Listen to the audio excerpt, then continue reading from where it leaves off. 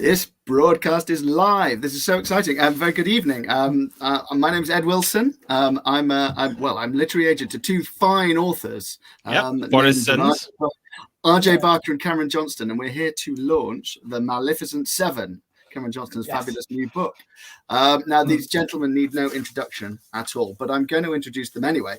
Cameron Johnston, who I think is the shorter haired of the two, not the shortest haired, that would be me, the shorter haired of the two. Cameron Johnston is the British Fantasy Award and Dragon Award nominated author of dark fantasy novels The Traitor God and The God of Broken Things.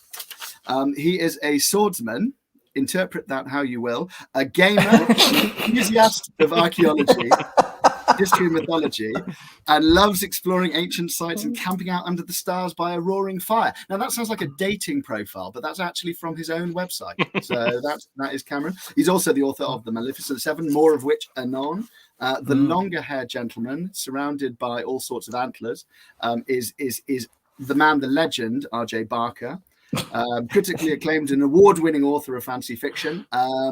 People know about the Wounded Kingdom trilogy and the Bone Ships, which won the British Fantasy Society Robert Holdstock Award for Best Novel this very year. Although it was last year's winner, but it was this year that won. This time is an illusion. It means I don't get it for as long as everybody else. Have you got it yet? Oh, that's just me. Yes, it's over there. No, it's over there. Oh, he's got so many awards. He doesn't even need to have them in shop. This is us, and as I say, I'm honoured to be the literary agent for both these gentlemen. And Angry Robot, I assume, couldn't find anybody else, so that's why I'm here. So I will now let Cameron and RJ tell you a bit about their books and why you should immediately buy them if you haven't already. Okay, Go first. I'll go first. I'll show you this. I've got my new book out.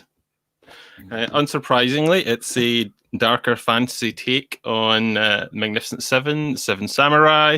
So the basic setup is 40 years ago, the dread demonologist Black Heron was on the verge of conquering the continent when she mysteriously disappeared.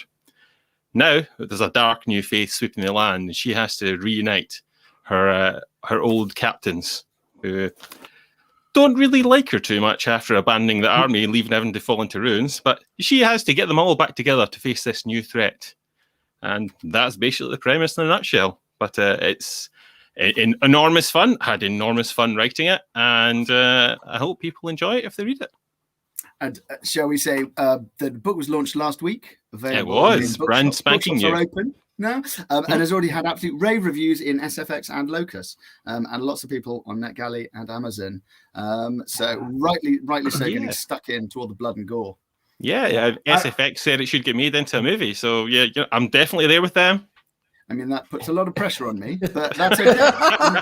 I'm quite literally the man for the job. So well done. Well, we've got someone to blame.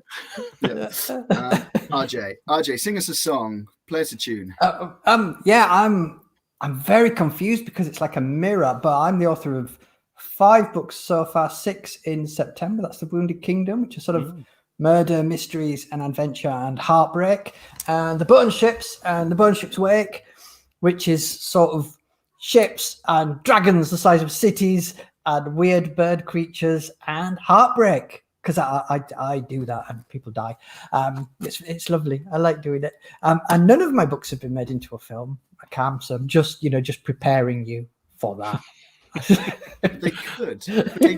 That's the important thing. But the potential is all. That'll be a hell of a summer, RJ. Both books. No pressure, Ed. That's okay. That's absolutely fine. That's an intro. Okay, we could start off with that. I mean, you're writing your book and you're sending it out into the world. Like, it's the start. It's your baby, and it's coming through. What are your hopes, and how has it developed as you've written more books and got more experience under your belt? I'm just hoping people read it. That's the main thing. I mean, so many people when they're just starting out, releasing books, self-publishing or traditional, so many of them get very few eyes upon it. Is all the big names, everyone knows who they are, but you get a new name, a new book coming out. It's really really hard to get people to take a notice and give it a shot. So I was very pleased with when the Traitor God came out. That I got a good number of people reading it and saying they liked it. But this one, the Maleficent Seven, just seems to have taken off. So I'm very pleased with the reception with that one. I have it pegged as this year's Kings of the Wild. Ooh. I think it's going to do that sort of. Yeah, Okay. Great award acclaim will come, and of course it will be eligible for awards, and everybody should be voting for both. Now RJ has a new book coming out at the end of September, which is the third in the Bone Ships trilogy.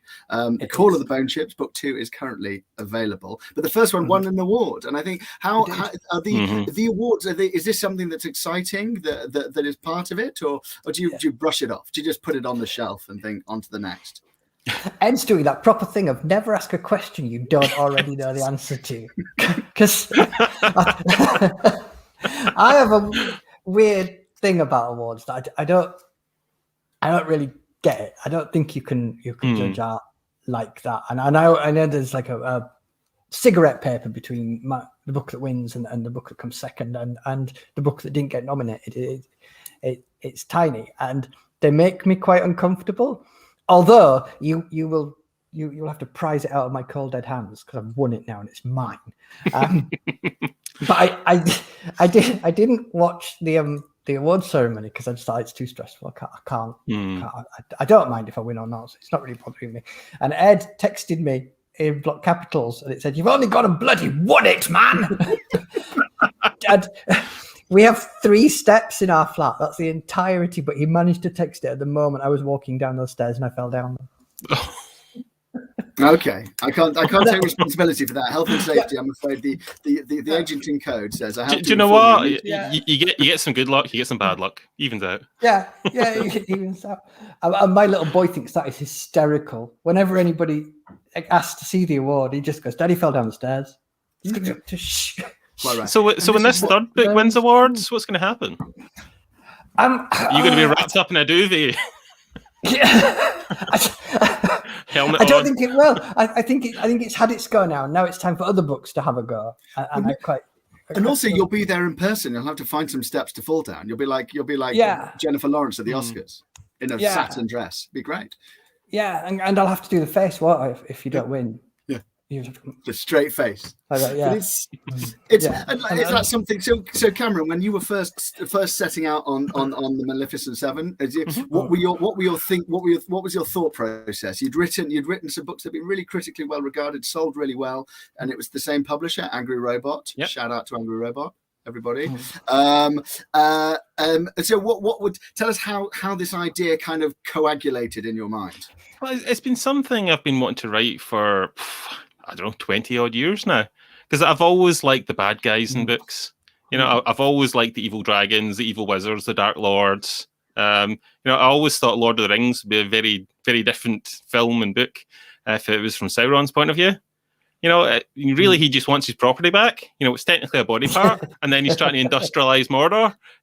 He's trying to bring Middle Earth into a prosperous fourth age, and you've got all these agrarian societies fighting against them, and so it's a whole different point of view. So I wanted to do a Dark Lord book for ages, but then I just went, okay, let's do 7 because that sounded easier. And to people who don't know, people who haven't yet bought and read the book, you're fools because you've wasted a week of your lives. There are 7 monsters in Cameron's book. There is a demonologist, a necromancer, a vampire lord, a demigod, an orcish war leader, a pirate queen, and a twisted alchemist. Which sounds like my kind of party. But which is your favorite out of all of those? Out of all the people, both to write and to be, clearly. I think I've got 3 favourites, but they're all favourites in different ways. Because I loved writing about the Vampire Lord. I had Idris Elba in mind like the whole way when I was writing it. I could just picture him as Vampire Lord. He just has some great lines, has some great abilities. I just really liked the character. You've got Amog, who's the hulking orc war leader, who's just absolute mayhem. And then you've got Tianak, who is God of a slaughter people, and there's quite a lot of Glasgow Scottish in him, He's a little bit crude. He's a little bit sweary. You know, he's just. It was just enormous fun to write that character. The first time I ever came to Glasgow, it was early 2000s. I was walking through Glasgow with my girlfriend, and this glass bottle came hurling past my head and smashed against the side of the wall. And I turned around, and there was this man, and he shouted, "Ark, I'm sorry, laddie, I was aiming for my girlfriend." Do you know what? That is pretty much what that character's like. Yeah. That's it. The stereotypes are true. It all fits together. Oh, I should say at this point, if anybody has any questions, there is a live chat function. If you have burning desires, I want to know anything particular about the books behind Cameron, about the antlers behind RJ, or about the plant over my left shoulder, then please do chuck them in the chat, and Sam, who is lurking creepily in the background, will pop them up in front of us. So RJ, monster wise, were there any monsters you wanted to fit in, but you had to keep it to 7? I mean, who have you left out of the party? Oh. 7's not enough. I mean, for the concept, I mean, I don't want. Leave me some room for more books, man. The sequel, the even more Maleficent Seven. I have to have antagonists in other books. I have to save them up. Yeah. I always think that you can tell a good book when somebody tells you the idea of it, and you go, "Yeah, surely someone's done that," and then you check if they haven't, and then you think, "God, I wish I'd done that." And that's exactly what I did when Cameron told me about. I thought about that with the bone ships. Yeah! I was just like, ships made out of dragon bones. This is awesome. Isn't this love? There's so much mutual love going on. No, you're wonderful. No, darling, you're wonderful. No, you're even more wonderful. That's it. You see that this is this thing. When Angry Robot asked me what author I wanted to do the launch with, I was like, oh, RJ. I've not seen RJ in like 2 years now. Yeah. You know, we'd go to conventions and we'd be sitting at the bar and you just be talking away, and then you don't see all your author friends for a year and a half, 2 years due to COVID. So and we did a book signing in an entirely empty Forbidden Planet in Newcastle, which is my favorite thing. In the middle of one of the biggest storms. They'd been in England for years, and we walked in and they just went, "We're really sorry, nobody's in town." Yeah. My friend Rob was there. Yeah, he was there. Yeah, it's not entirely empty. Look, I have to confess, I have on one occasion organised a signing event for an author and told the author the wrong day, so she turned up to the to a day the bookshop wasn't even open. It's all across the bend. That was before COVID. I can't even blame COVID for that one. Apart from that, this is the thing, isn't it? It's all fun and games in publishing, and I think every author's got these kind of stories. Yeah. That's it. It's all fun. It's all fun again. But I think, are you excited about getting back out there? I mean, RJ, I know you love a panel. Obviously it's great, and it's so much more convenient, so much more inclusive, being able to do things online. And I think there's always going to be an online element to kind of events from now on. But I mean, are you looking forward to hitting the dance floor at FantasyCon? I won't be putting anybody through that, because no one has to see me dance it. No one, or hear me sing. Karaoke is my nightmares. I thought we were promised interpretive dance for when you lost your voice. I didn't lose my voice though. Yet you might get mime. I see you really working it in mime. Yeah, I can do mime. I went to drama school, so But is it? It's like, do you think that's it? I mean, the way the community, the fantasy community has always been so welcoming and so warm, and a lot of that's about personal kind of contact. I mean, is it? I guess it's going to be exciting getting people out there, and just interacting in kind of the old ways. Yeah, I can't wait. I don't know why, but it shouldn't be. But doing it this way is more tiring than going. It is, isn't it? Yeah. I don't know why. Yeah, I don't understand the logistics of that, but it is. It's harder to do this. That's exactly it. Well, look, from greeting old friends, we're going to go straight into weaponry because it happens that we have a prodigious swordsman. We have a prodigious swordsman in our prodigious, right? I think you mean dabbler. You tell yourself as a dabbler. Now, I mean, weaponry is a big part of the Maleficent Seven. It's something that obviously with 7 monsters, they have to have 7 weapons. So do you want to talk us through your research process, how you've come to to create the weaponry for each of your characters? Well, I've done historical European martial arts for a few years on and off now. I've dabbled in some blacksmithing.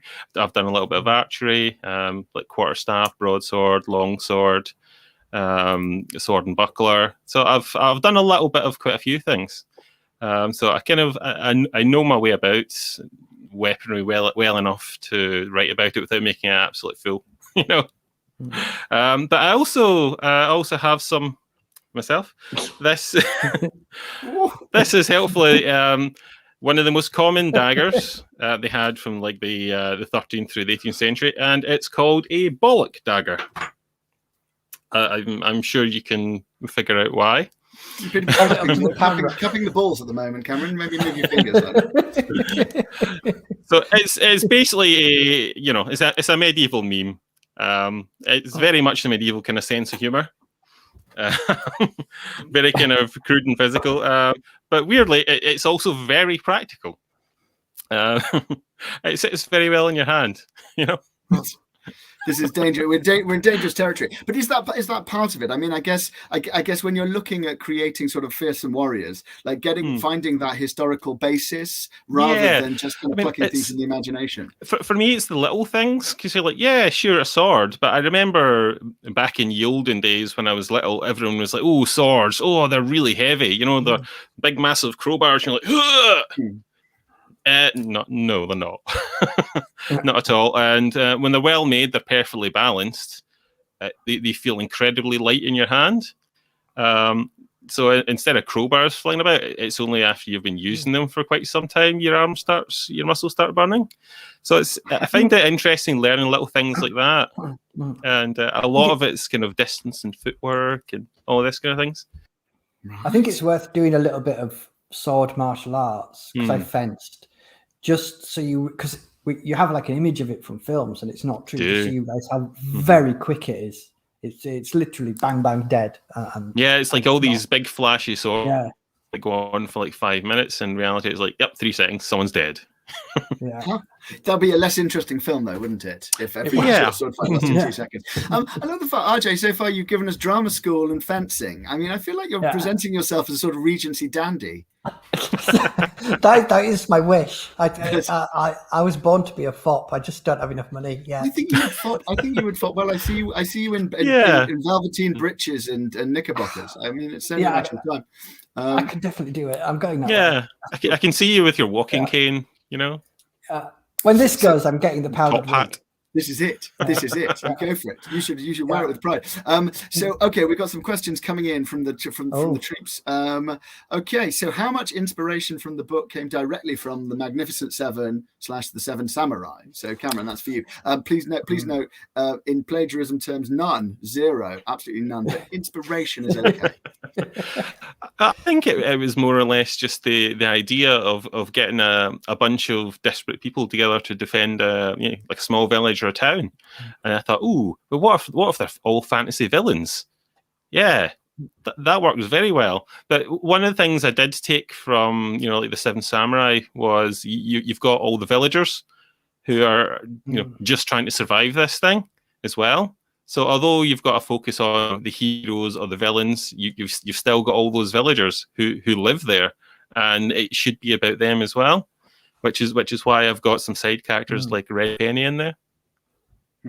Yeah. So which of the 7 villains was the most fun to write? I mean, you've got very different personalities there, but which did you really kind of get your fangs into? Oh, I think Tiernak was the most fun to write. I sometimes had to struggle to not make him too likable, because they are all horrible, monstrous people in the end. But you got to love when you make yourself laugh when you're writing something. Yeah. Well, and that's a really important thing. I think something that both of you do is you're fully committed to the worlds you're creating, but you do it with charm and with humor. And I think particularly, like as writers, and certainly the writers that I work with tend to be people who do have the ability to write well but not take it too seriously. And that is something splendid. Oh, hello, Sam is posting them so quick I can't even see.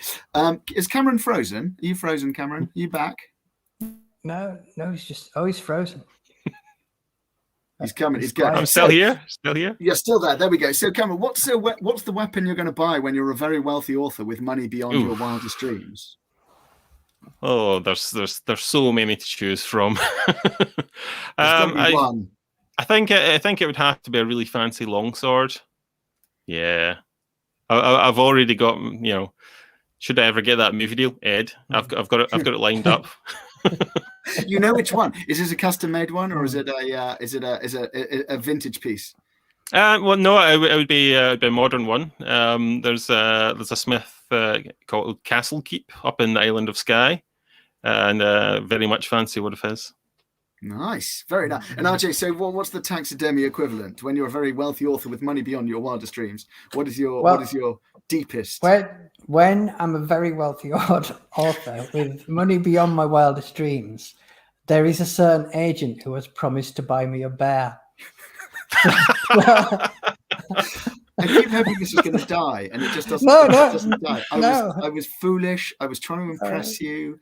Yes, I agree. I've agreed that if RJ wins every award that exists, then I have to. I think it's a polar bear, isn't it? No.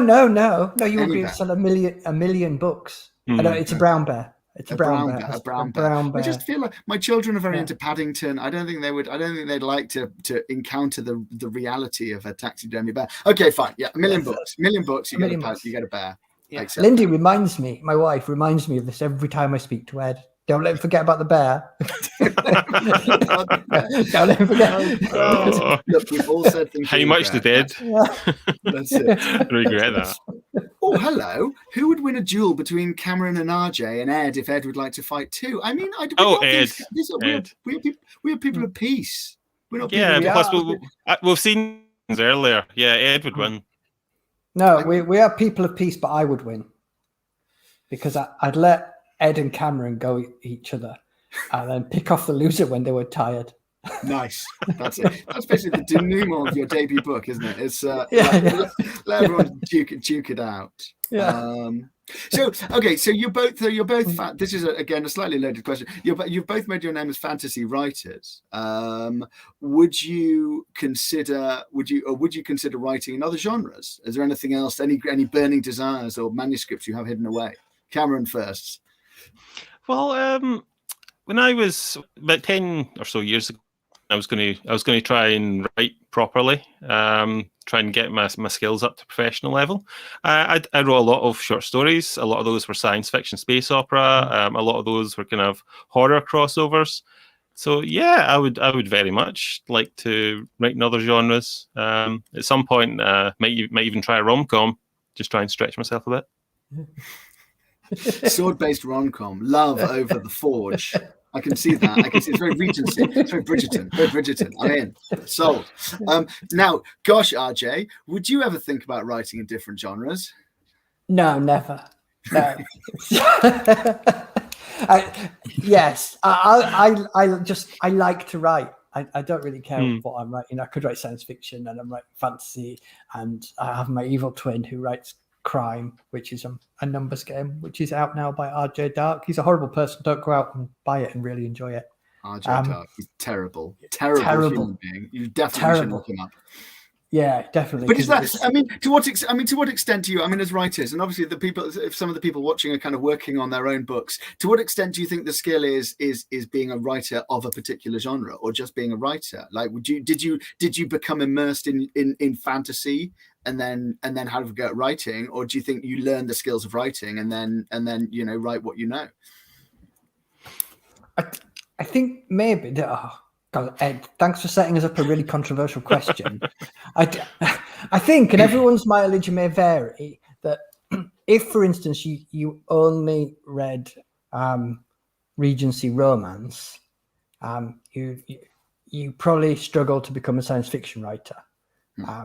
But if you are very widely read, then your options are more open. Yeah. So I read everything. I read science fiction and fantasy and crime, and not Regency romance because I get a commentary on it from my wife when she's reading them. So I don't know. Well, I kind of thought there was with the bone ships, it felt a little bit like a Hornblower book.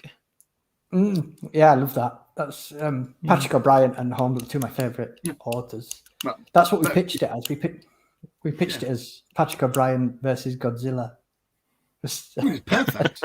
Yeah. And if that doesn't make you go and buy it, I don't know what will. Yeah. For Cameron, what are you going to name your longsword? I mean, I feel this is a loaded. This has all got a bit smutty, hasn't it? Do you name your swords, Cameron? No. I if it was a special custom piece longsword, I might name it, but I'd have to meet it first and kind of figure out what it called itself. I like that. If that makes any sense. Got to look at it. Got to see the glint of its steel before you can give it a name. And for RJ, when you get your giant brown bear, will you leave him naked or dress him up in a particular outfit? And in brackets, duffel coat and sou'wester. Yeah, he won't be dressed as Paddington. He'll almost definitely get a top hat because I know what my partner has. She's got it all sorted. She knows in her head. I do like the fact that I seem to have just become very dark for my life. You have. Yeah. It's like my natural environment. Night is falling in Leeds. Well, I mean, Cameron's further north than you, so it doesn't make sense. Cameron should be the darkest. No. It should be full night. No. It's good because you can't see that I've got a temperature and I'm sweating like mad. That's quite nice. Or Lindy's slowly shutting the shutters. She's just she's closing you off. Oh, that's a good question. Okay, yeah. So look, fingers crossed. We're finally done with lockdowns. Hopefully, on the way out of the whole pandemic schmozzle. What things have kept you going through the last year? Books, games, TV, new hobbies you've picked up. Have you learned a skill? What are you going to take out the pandemic? I've really enjoyed Bosch on. As anyone who's listened to the podcast we do, Right Up List, will know I've really enjoyed Bosch because I've basically talked about nothing else apart from that. Bosch. Bosch on Amazon Prime. It's the Michael Connelly books. Oh yes, you've told me about this. Okay, it's good. Yeah, it's superb. Absolute best crime thing that's been on in a dog's age. I also discovered I can write really quickly when I have an idea that works. So that was quite fun. But basically, I've just written for the whole pandemic because that's what I do it as a job, and I'm very lucky. But it's what I do because I like doing it. I go on holiday and I write, unless my wife physically takes my computer off me, which she did last week when we went away. No, can't take it. Stop. You sellotapes your fingers. It's that's amazing. I think obviously I have amongst all of my authors, I think it splits almost exactly half. Half found the lockdowns as a great time to focus on writing, and half found it impossible to write. And it's you've been lucky. You've been bashing out the books. You've been boshing out the books. It was much easier for me to focus because my wife was at home. So I didn't want her seeing how little work I generally do. All right. Let's hope she's not listening to this. She'll be on to you. How about you, Cameron? So what did you find? What kind of kept you going through the last year? Well, I found it quite difficult to be creative during it. Editing's fine. That I could get really into that. But the actual coming up with all new words I found quite difficult. And I think it's because I was spending so much time staring at a screen. So I ended up going and play board games, and there's like escape rooms in a box, Neil Patrick Harris's Box One, things like that. Just general lots of board games. Just get away from the screen for a while. So I mostly did things like read actual paperbacks instead of Kindles and things like that. That's it. Fall in love with paper again. That's what everybody. Exactly the same. You spend all day staring at a screen. The last thing you want to do is spend the evening staring at a screen. So yeah, exactly. I can't read off e-readers anymore. I've just lost it. I was on about Michael Connelly. I love his books, and I read them all on paper. And then one I couldn't get, so I bought it on Kindle, and I just couldn't finish it. And it wasn't because it was a bad book. It was just me. I can't. It is. It's an interesting, and particularly with editing as well. Like if you're going through and reading something on a Kindle, for some reason there's something about the nature of the device it's inherently flimsy, and so somehow it doesn't stick. The words don't stick. Whereas if you print it out, and read it on paper, it's much better. Obviously, I don't print everything out because I'm not a dinosaur. But it's So, Cam, you've shown us your bollock dagger. Can you tell us about your jugs? Again, this is all very, very smutty. But I did notice you were supping from a horned cup a moment ago, and there's a couple. Oh no, this is my wooden leather and pitch goblet. I actually got it from Jorvik in York. Love the Jorvik Viking. I went to the Jorvik Viking Centre when I was about 6, and all I remember is there was a fossilized poo. I retained no information about the Vikings, about anything, but I just remembered the fossilized poo. Did they have the animatronic farting Viking with the realistic smell? I don't think because they've got that now. I think I'm too old for this. And I've only been to York once since doing the Writers' Festival, and a part of me wanted to go back and see. But if I went and there was no poo anymore, then it would let me get my the childhood poo's still there. Meaningless. It is. It's the big enormous one's about that size, and you're just like, how? Yeah. Imagine that to like a small child. You're like, wow. Yeah. That is archaeology at its finest. It is. That is unhealthy. That is digestively unhealthy. Yeah. Okay, you're not going to show us your jugs. They look really good. They're horn mugs. They've got a wooden bottom and they're sealed with a pine resin. Wow. Are they made by you, or is this? Oh no. No. Well, you see, you just casually dropped in that you dabbled in blacksmithing. I don't know. Making a horn mug surely is 10 a penny. Well, I mean, probably the best thing I've made is my bottle opener. So whenever I get a bottle of beer, I open it with my own handmade bottle opener, and that always feels good. You see, this is it. You've something you've forged with your own hands. Right, for Cameron, how different was the process of you writing a book conceived as a standalone versus writing the duology of for your first 2 books? Did it come together faster, more easily, or was it harder to fit an entire story arc in a single book without the luxury of stretching it out over 800 plus pages? Well, I think with this one, it was actually really easy to write the standalone because it had a natural start point and a natural end point. I didn't feel like the story needed to be any longer than that. So I found this one really easy to write, which is good. Yeah. And I think it shows. And it's something I've noticed recently is that you always used to be all about the trilogy. Everything had to be a trilogy. Yeah. And I think there is that. I think increasingly, readers are coming back to the beauty of a well-crafted standalone. Something which takes you on that journey, and by the end of it, you're done. You don't have to be like, I'm going to have to go and buy another. Because I used to be about the big fat epic fantasy books. So I've got all of Malazan back there. I've got all of the Wheel of Time back there. Takes up a lot of shelf space. Massive big books. Yeah. You need a separate shed for the Wheel of Time. So I came to love the shorter books. In between, as like kind of a real palate cleanser. And I've really come to like the kind of shorter books. I still like my big epic fantasies, but you need something to hold the door open. I mean, that's it. That's exactly it. It's if there's any robbers, I've got Wheel of Time. Yeah, and you, because I mean, your book you've written in trilogies, but they're not great doorstops, and I feel like each of yours is sort of individually makes sense. They have an internal logic as well as across the full arc. Yeah, because I still most of my life I had no money, and I got all my books either from the library if I could get to, or secondhand shops.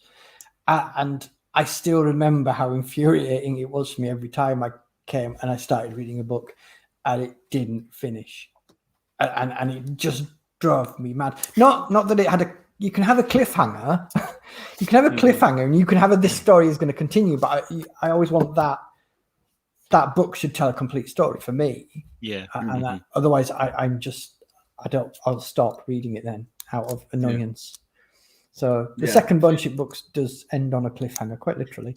I was going to say it's like you have to entice the reader. I think this is the balance between the reading experience and the kind of the writing experience. Like the tendency is to tie everything up, but if you've got another one coming, you kind of can't tie everything up. But it's. But then I think with the Bone Ships, you've got your overarching story, but each individual book it has its own self-contained story as well, which I really like that setup. Yeah, it gives you a satisfying ending at the end of each book, and it's quite nice knowing the very very end when you do it. So it's all the whole bunch book. It's all set up towards the very very end. Don't tell us the very very end. I'm not telling you what happens. apart from all the kittens and the dancing and happy singing, interpretive dance, and the little party that they have with hats. Little kitten party with lots of hats. I think the heavy medication is kicking in, so this is good. RJ will now start. Too many strepsils. Lindy will come and just wheel him away back to bed. But what about? Okay, so we've talked about writing. What about reading? Do you have some? Do you own? Do you have like a favorite book you own? A really special first edition, something signed, something with sentimental value? I've got. And you, RJ? I've got a copy of Watership Down that was my mum's that she gave to me, and I love that book with a passion. It's one of the few books that I reread because usually I don't. And I have a copy of LA Requiem that's signed by Robert Grace, which is a book that's really dear to my heart because it taught me that you could set things up and use point of view in a different way that I'd never thought about. And it's really clever. And I just remember finishing and thinking, oh, wow. And I did have a copy of the Chronicles of Morgaine, but I lent it to somebody and it never came back. Never lend books to anybody. You can't trust them. You really can't. But kind of part of me just wants to share things I love. But do you remember who it was? No idea. I lend them out all the time because I'm just like, I'll read this thing. I like it. You think at the time, I'm not going to forget. I love this book. I trust them. It's going to be great. And then suddenly you realize you haven't got it back, and that's it. It's over. Maybe it'll come back. It'll find its way back to you. I believe. But I'm not, despite what you can see around me, very material. They're just things, and I'm much more interested in the story than the object. I don't really care. Like I had a library copy of an Ian Banks that was quite early. One of my friends came round and said, oh God, that's quite rare. So I kind of gave it to him because clearly there was a lot of joy in it for him. But for me, it was just a thing on the shelves. Well, you should have returned it to the library. Should have returned it to the library. No, it was bought from a library. Okay. When they were doing their selling off. I'm not the librarian. Don't worry. I'm not going to find you. What about you, Cameron? I don't get library books because I'm banned from all the libraries in Leeds for not giving them back anyway. So, I think for me, I've got a little. I think it's from the 1920s. It's a little kind of travelogue through the towns and villages of Scotland. It's a little beaten up second-hand book, but someone has written their own notes. As they've gone through tours of Scotland, little notes, little observations written in the margins, and at the back there's a little pressed leaves, pressed flowers, and things like that. And I just really love it because it tells like a little snippet of history of this person's life. So I think that would be my choice. Just it's a very kind of personal, historical thing. Yeah, for a man who's written a book quite as violent as the Maleficent Seven, you've got a soft heart, haven't you, Cameron? Well, my author photo has been described as I'm a bit like a bouncer to a tea shop, dealing with little old ladies. I like that. I love that when you find a note in a book. Sorry, we could cross it. So, what's the best book you've read this year? I mean, I think maybe something less than people might not have heard about. I mean, I know like voracious readers all will be watching, and I'm sure people have their own little discoveries. What have you found? I think Priest of Gallows by Peter McLean, the third in his War of the Rose Throne. I think that might be my pick for the year. Possibly The Coward by Stephen Aryan. I've really enjoyed both of those books. Either of them published by Angry Robot by any chance? Stephen Aryan is. Excellent. McLean is Good not. Job. That's it. RJ, what about you? What have you found?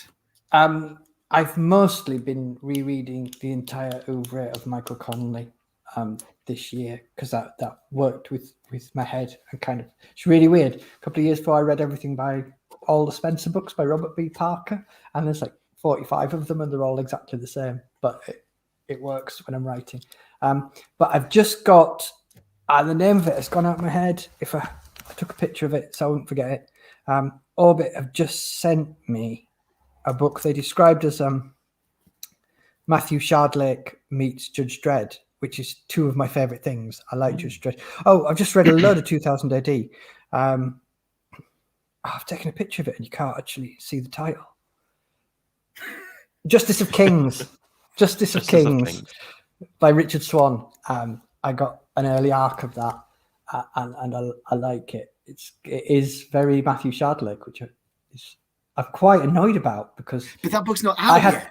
You see, you're showing your privileged position as a tastemaker within the world of publishing by being like, well, this thing is now till like 2023, but I've already read a copy. It's the first fantasy book I've read in about a year. So because I've just been Michael Connelly. I'm going to read everything he's ever done. Everything he's ever done. That's a big commitment. I do something similar with P.G. Woodhouse, but he didn't write that much, so it's quite easy. And they're really short. It's what you. Michael Connelly's. I think he's written about 27, maybe even more actually. Oh, that's a lot of shelf space. That's dedication. That's dedication. But I've quite enjoyed seeing. Sorry, carry on. So I got a good question about listening, about music. Because I know the music is a big part of your life. So Cameron, what would you recommend someone listening to while reading? Probably Two Steps from Hell. It's kind of like symphonic metal and rock, but it's specifically fantasy styled. So while I'm writing, I don't really like to listen to things with lyrics in them. So I find that the kind of epic fantasy soundtrack that contains really works for me. And I think it really works for the book. Two Steps from Hell. Oh, there we go. What about you, RJ? I know your music is a big part of your kind of your process. I'm the opposite of Cameron in that I have to have music with lyrics or the television on when I write. I have to have voices. I like it. And that upsets so many writers. So many things. What? But I find myself listening to the words. And it's like, I'm trying to put words down. Yeah, I watch TV and keep up to the plot and I write the book. What do you have on TV? What do you have on TV? Like what? Jeremy Kyle? No, he does not exist. No. I generally put on things that are kind of people are watching them in genre, but I'm not particularly interested in. Like The Boys. I watched The Boys while I was writing stuff like that because I'm not that interested in it, but I'll watch it and that's so stuff like that. And I watched the film with the zombies and the tiger. Oh, I know the one you mean. Yeah. Army of the Dead. Army of the Dead. That was completely brainless, wasn't it? Yeah. Even watching it while writing, I ended up switching it off. But for music, I would suggest that you listen to Fab Tool by David Eugene Edwards and Carpenter Brute. It's got nothing to do with the book. It's just brilliant. I just really like it. I think there we go. And if you're a fan of RJ's podcast, also does it have an ongoing playlist that you add tracks to? It has. In theory, I add to it. Mostly, I write things down and then can't find what I wrote down the next day. That's exactly there is. I find that fascinating. I'd like having the TV on. Just like it must like impact the way that you're thinking, like your brain. Possibly, I don't know. But if you're watching The Boys, that doesn't bode well. Yeah. Well, I'm only kind of half watching it, and I know if I'm writing well because things finish, and I just realised I've missed most of it. The series 2 of The Boys I actually watched. I stopped writing. I didn't get to series 2. I'm afraid The Boys was one series 1 for me. One and done. That's all I could face. And what about second part 2 of the question? This was a 2-parter. Okay. What do you recommend people drink? So they're listening. They know what they're listening to. What would you drink while reading the Maleficent Seven? I'm thinking either a nice strong ale or probably a Lagavulin whiskey. Or maybe a Carolina. Oh, that would work too. Which is what I brought. I like to pretend that I just spend the whole time sitting around drinking whiskey, which is what I did for most of lockdown. But okay, so the Scottish thing. How about you, RJ? I mean, you are as a non-drinker. I guess it would probably be something floral. Well, no. Well, while you're reading the bone ships, I suggest what you do is you get some water and you put it in a barrel, leave it for maybe 6 weeks. And then just gently sip it to get the real effect. Surely you could put some lime in it. Yeah, Yeah, a bit of lime. water. Yeah, Yes. we don't want Salt anybody. water, we don't So want wants scurvy. Yeah, we don't scurvy. So a bit of lime in it for vitamin C. Open But, all yeah, the that's like- curtains, open all the windows, have lots of wind Yeah. coming across, and splash yourself in the face with salt water every now and then. Yeah, put a fan on you. Yeah, that's Put a what fan. I would do. I like that. Oh. It's the fully immersive experience. I mean, can you imagine that?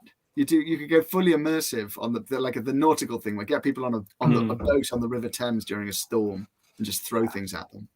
4D books. That's 4D books. It's going to happen. Center around television.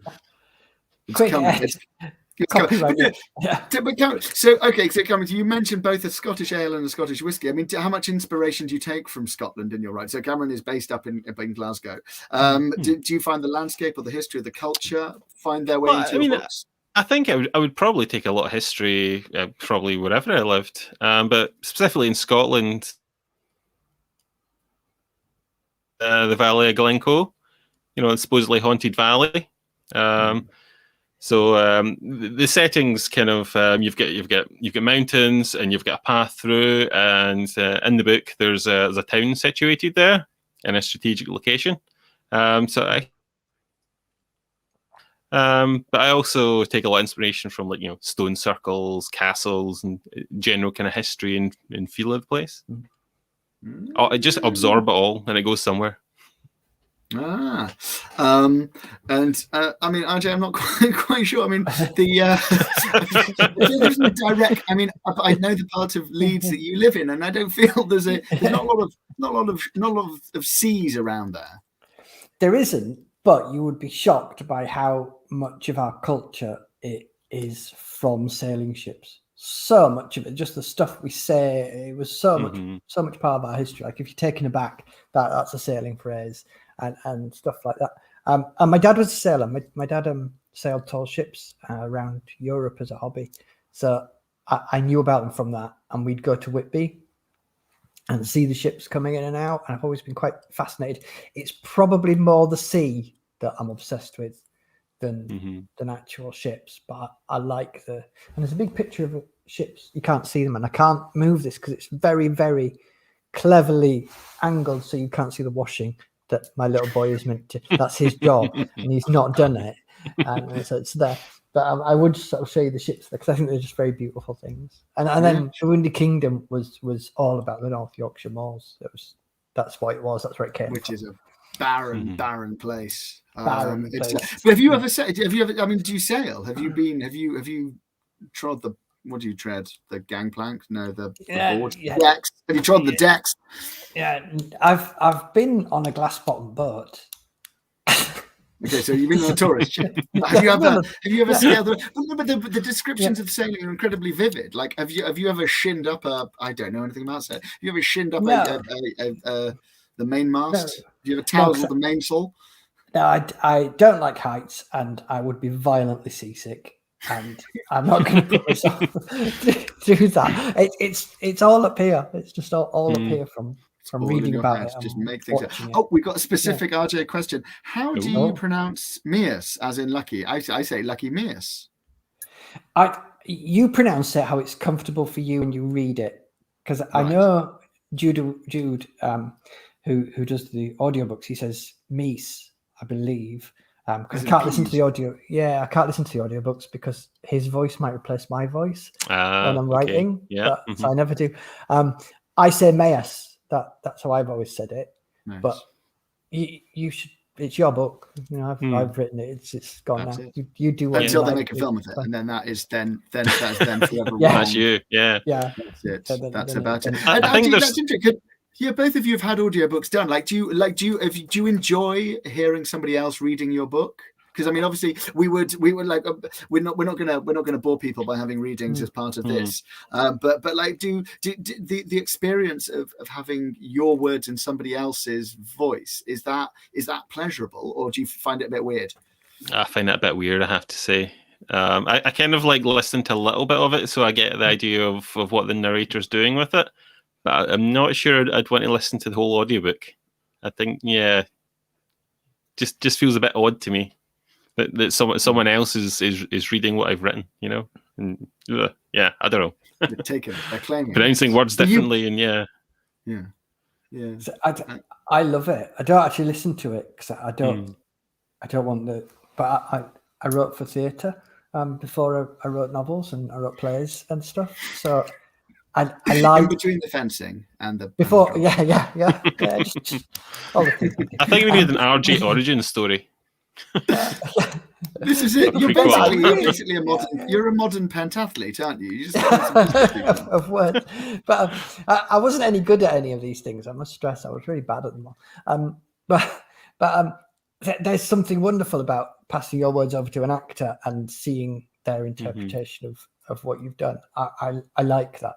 That it's not what I did, and it's not how I would do it, because I like to read and I'm quite good at it. But yeah, I'd love to do my own book, I think, but I'm not sure my voice is held out. You see, I mean, like boring agent stuff. Now, increasingly, we're finding that in within audio clauses and contracts, then the reader gets first refusal, and I think that's something that publishers like, and I think the readers like to do it. I mean, it's bad if you've got a big author who's got a terrible voice, naming no names at all. But I mean, but I think, yeah, let's give it a go. Next, which leads me nicely into what projects are you working on next now? What are you planning? What's up? What's next on the slate? I mean, I know the answer to these questions, but I'm presenting them for the wider populace. I think I've got a couple of things in the works. I've got one novel that's more or less finished. I just have to go back and revise it, and I've got another one I'm really excited about that I probably can't really talk about. Top secret. It's top secret. But you're thinking, like, having done a standalone, it's the idea. Do you feel like the standalone is a good place to be at the moment? I think for me it is. I certainly do want to do longer series, but I've got these specific ideas I want to write about just now. So I thought I'd go for the ones that are screaming the loudest. Yeah. That's it. That's it. And that advice to any writer out there is, like, if you don't know what to write, then it's the thing that you can't not write. That tends to be that's the rule. How about you, RJ? What have you got? What have you got coming up?